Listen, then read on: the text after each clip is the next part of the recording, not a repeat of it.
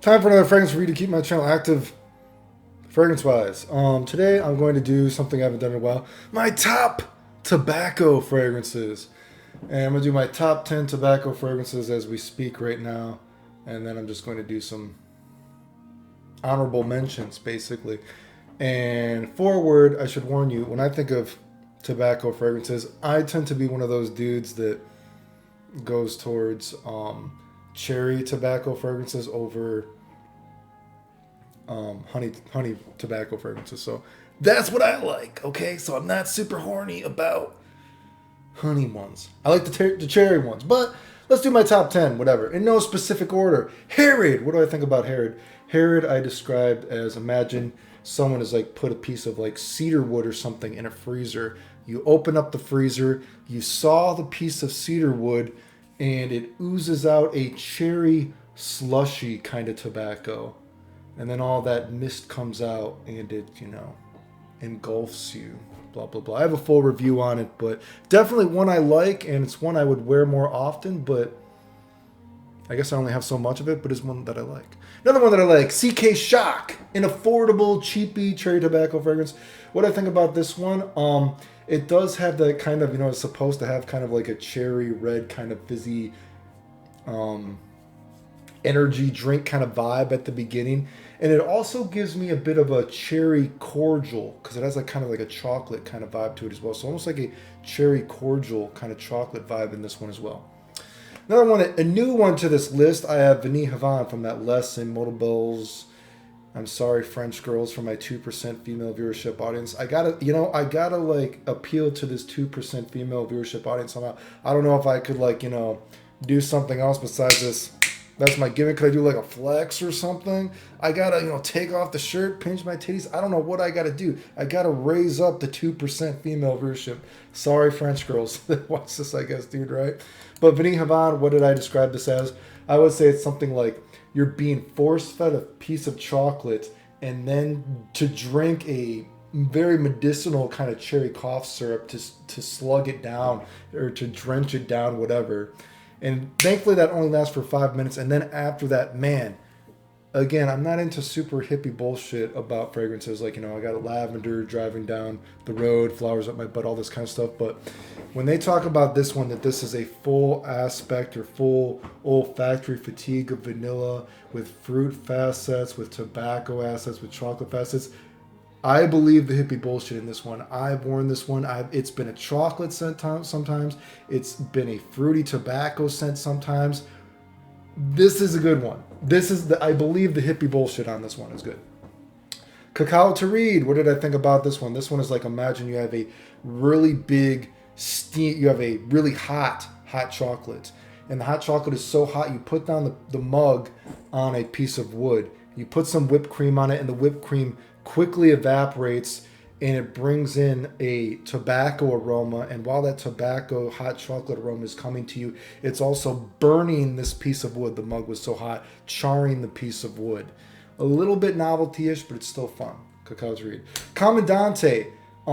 Definitely one I would have a decant of if it wasn't so much money. I know that a lot of people like Naxos and everything from Xerjoff, but again, I've always been more of a cherry tobacco kind of guy for me.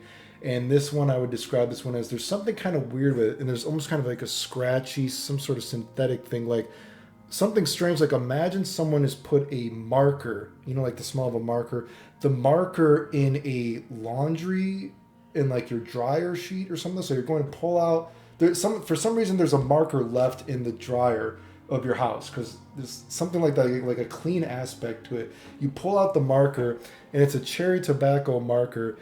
And with your cherry tobacco marker, someone has wanted you to draw polo red with it.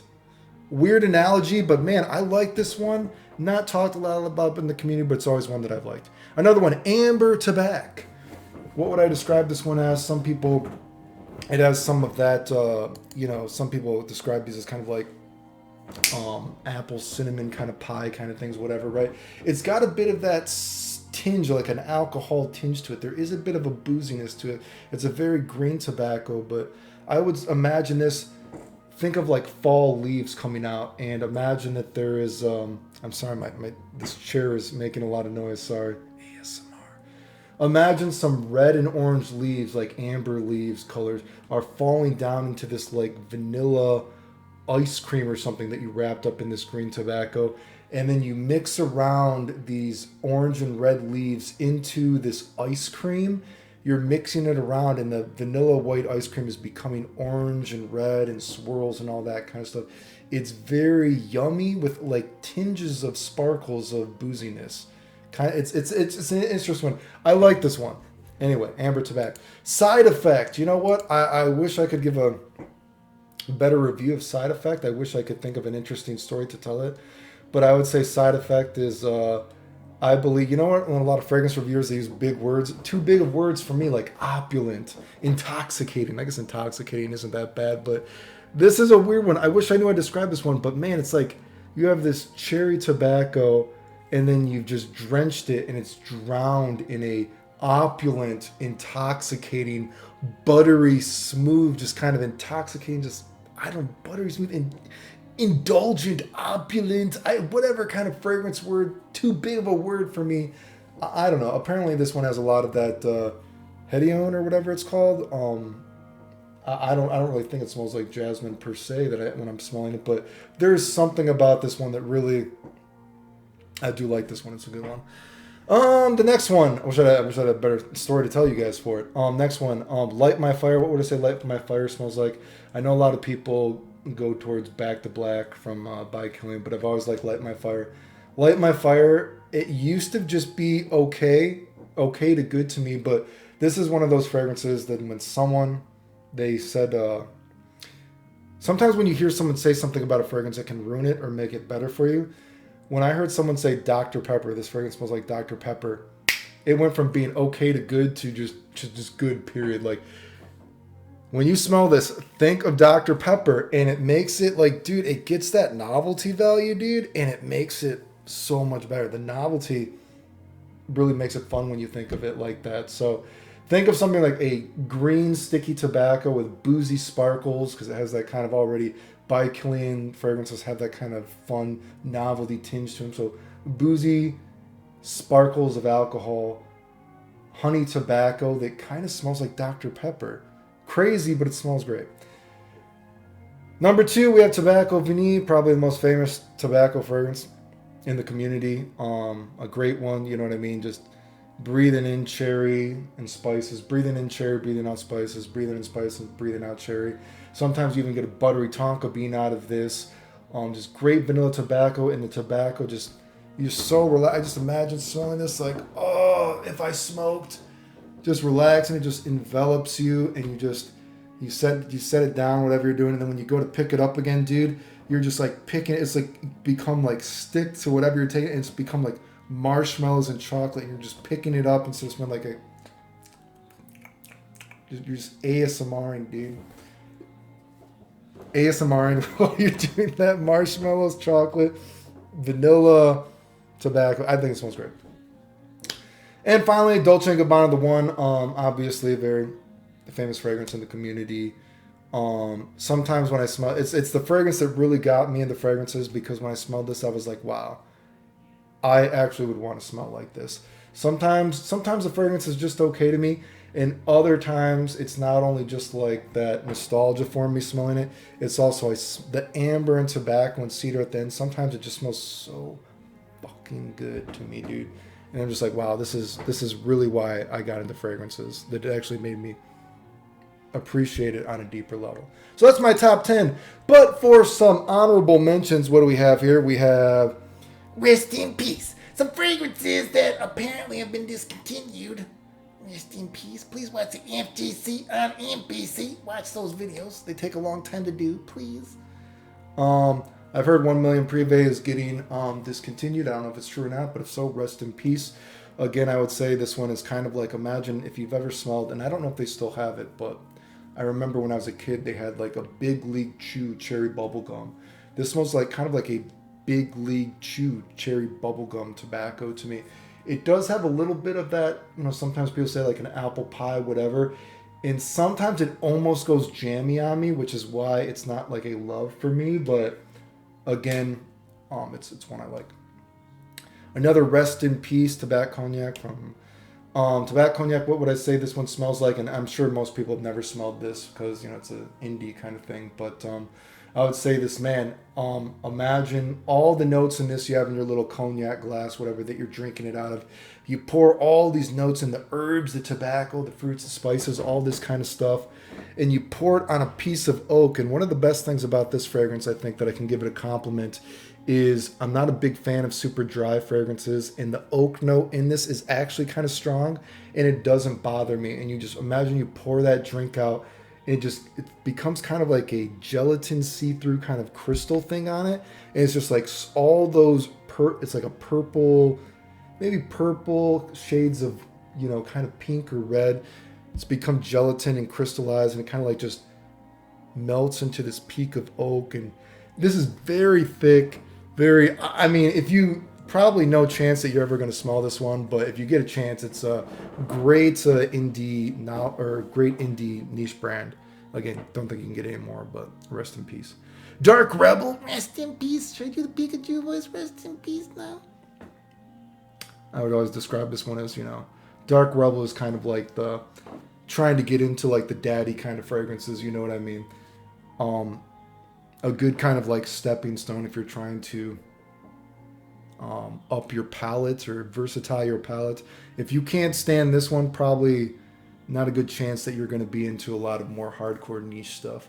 I know a lot of people talk about Spice Bomb Extreme. Personally, I think Spice Bomb Extreme smells better, but for what it's worth, the caveat is I think Inicio's Rehab smells more like the original Spice Bomb, and I think Rehab is actually the best, personally. So Rehab, Spice Bomb Extreme, then Spice Bomb. Finally, then, another final two. Oh, wait, actually, one more. For a novelty fragrance, if you can get your hands on Bois de Says, I think it is. Bois de Says, if you're looking for a very barbecue charcoal kind of smell, if you want to smell like that, barbecue charcoal, I think it's a very fun novelty kind of scent.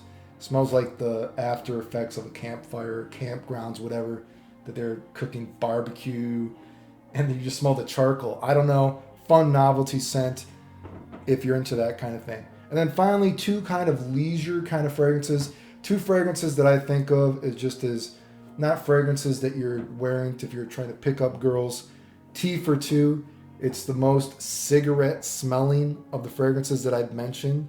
There is a bit of an ashtray and cigarette smell to this one, but it is just, whenever I wear this one, I think of just, this one, even probably more so than Tobacco Vanille to me, smells like a kind of candle to me. I can imagine this like just chilling with friends, very relaxing. It's not a cigarette smell in a bad way. And when it dries down, though, you get that honey and leather, and it actually becomes really yummy. And this is another fragrance that I can say that something that's great about this fragrance is I don't like gingerbread, but I can smell the gingerbread in this, and I still think it smells good. And then finally, for another kind of leisurely fragrance that I'm trying to think of a good kind of story to tell for it, because I think having a story to tell about fragrances is funner, is Tobacco Toscano, whatever. Man, I wish I could think of something fun to it. It's kind of moist. It's kind of moist, kind of damp a little bit. It's kind of like, I imagine like someone rolling some kind of tobacco or something, and they're like overlooking as the fog, early kind of moist air. Probably shouldn't say moist, but kind of damp, a little bit of humid air. The rolling fog, and you see like a bit of a forest in the background. And even with that, I get something almost kind of like, and then when you go to work, you're the guy that wears a leather jacket, and you're almost working in a sort of basement car shop. I wish I don't know. I wish I could think of something cool to say about this fragrance. I haven't been able to think of a cool story for it, but this is a very cool casual scent whenever I smell this. And if you've ever smelled BDK's Creme de Cuir, C-U-I-R, whatever, again, my French is terrible, it does actually remind me of that a lot. So anyway, that's my top fragrances. Let me play with my hair for the 2% female viewership audience-ship. Try flex again. There you go.